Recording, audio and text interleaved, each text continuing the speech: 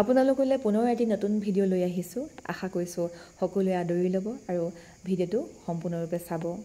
এয়া পথাৰলৈ যাওঁতে ল'ৰা ছোৱালীসকলেও গ'ল আমাৰ লগত আৰু এনেকৈ পথাৰ ৰুবলৈ চেষ্টা কৰিছে। ভাল পাইছোঁ। উৎকট গৰমত আমি এনেকৈ পথাৰ ৰুই আছোঁ আৰু শিকিব লাগে। পথাৰ ৰুবলৈও কেতিয়াবা শিকিব লাগে, কষ্ট কৰিবলৈ শিকিব লাগিব।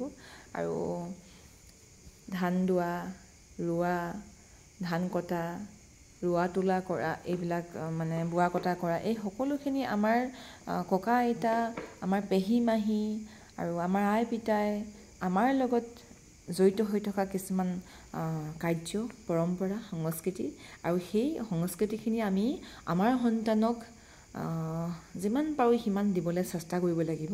তেতিয়াহে তেওঁলোকে অতীতটোক ধৰি ৰাখিব পাৰিব। আৰু যি অতীতক পাহৰি যায় তেওঁ কেতিয়াও অস্তিত্ব নাথাকে। গতিকে এই অস্তিত্বটো ৰাখিবৰ কাৰণে আমি সেইখিনি কৰিব লাগিব। হয়, আজি যুগটো অলপ সলনি হ'ল। নিজক আগবঢ়াই নিবৰ কাৰণে সময় দিব লগা হয়। কিছুমান সৰু সুৰা কাহিনী বা সৰু সুৰা আনুষংগিক কিছুমান কাম আমি কৰিব বা এৰিবলগীয়া হয়। তেনে ক্ষেত্ৰত যদি সময় সুবিধা পোৱা যায় তেতিয়াহ'লে নিশ্চয় এনেকৈ কিছুমান কাৰ্য কৰিবলৈ ল'ৰা ছোৱালীক দিয়াটো বিচাৰোঁ। আৰু মই বাৰু তেনেকৈ সময় দিব নোৱাৰোঁৱেই, মোৰ নিজৰ ক্ষেত্ৰতে কৈছোঁ।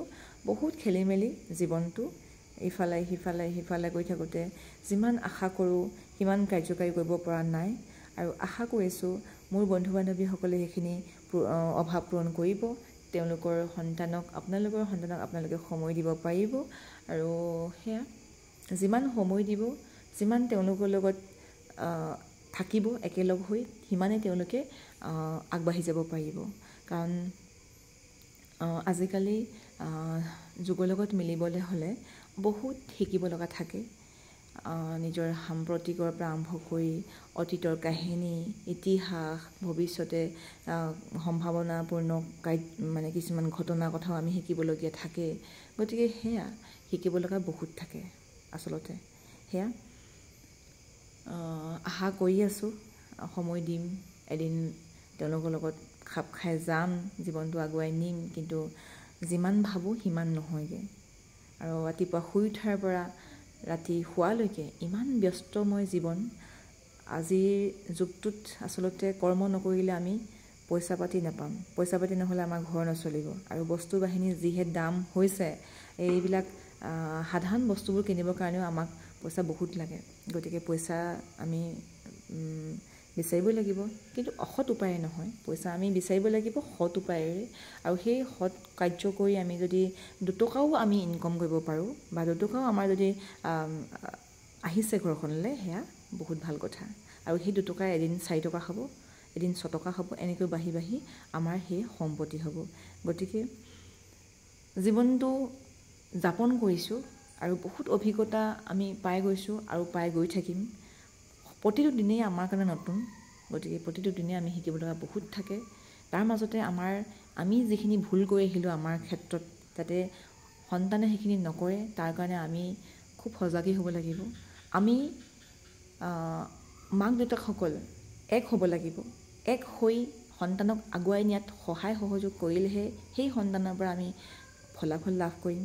গতিকে সমাজত যে আজিকালি সেই ব্যাধি কিছুমান হৈছে, বেমাৰবিলাক হৈছে, সেই বেমাৰবোৰ নাইকিয়া কৰাৰ এটাই মাত্ৰ উপায় আছে দেই, মোৰ বোধেৰে। সেয়া হৈছে মাক দেউতাক এক হৈ সেই সন্তানক আগবঢ়াই নিব লাগে।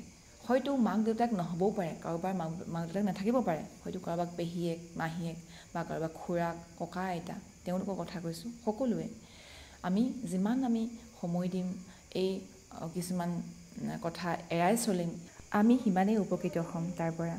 গতিকে কথাখিনি সকলোৱে কৰি যাব লাগিব। আমি যিহেতু সামাজিক প্ৰাণী, আৰু সকলোৱে নখ জোকাৰিলেহে নৈ বয় বুলি কয়। সকলোৱে যদি এক হয়, কেতিয়াও বেয়া কুপ্ৰভাৱ বা যিকোনো ব্যাধি নহয় সমাজত। এয়া ভাল হৈ থাকিব, সকলোৱে আগবাঢ়ি যাব পাৰিব, সকলোৱে জীৱনত কিবা এটা কৰিব পাৰিব, আৰু নিশ্চিন্তভাৱে আমি গৈ থাকিম। আমি এদিন নাইকিয়া হৈ যাম পৃথিৱীৰ পৰা, তেতিয়া আমাৰ ল'ৰা ছোৱালীয়ে, আমাৰ ভতিজীসকলে, আমাৰ নাতি নাতিনীসকলে আৰু সকলোৱে এনেকৈ জীৱন কটাব পাৰিব সুখে শান্তিৰে।